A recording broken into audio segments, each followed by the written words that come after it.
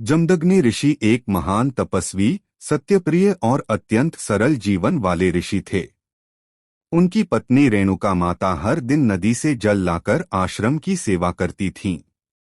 दोनों का जीवन तप, त्याग और धर्म से भरा था। उनके आश्रम में एक दिव्य गाय कामधेनु रहती थी, जो मनचाहा भोजन, सामग्री और साधन प्रदान करती थी। इसी कारण आश्रम में आने वाले साधु संत, यात्री और अतिथि कभी भूखे नहीं रहते थे। ऋषि कहा करते थे, समृद्धि वहीं रहती है जहां सेवा और सत्य हो। एक दिन राजाओं का एक दल आश्रम में आया। उन्होंने देखा कि बिना किसी तैयारी के उन्हें बड़े सम्मान और स्वादिष्ट भोजन से सत्कार किया गया। वे आश्चर्यचकित थे कि एक साधारण आश्रम इतनी संपन्नता कैसे प्रदान करता है। उन्हें पता चला कि यह कामधेनु का चमत्कार है।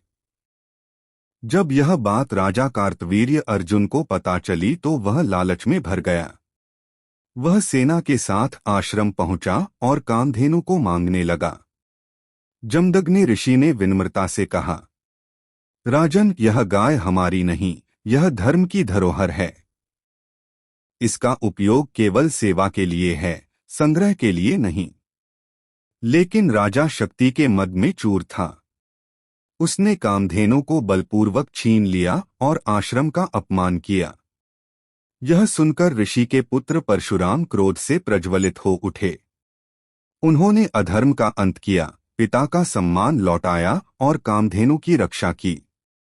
घटना के बाद जमदग्नि ऋषि ने अपने पुत्र से कहा, बेटा, शक्ति तब तक शुभ है जब तक वह धर्म के लिए हो।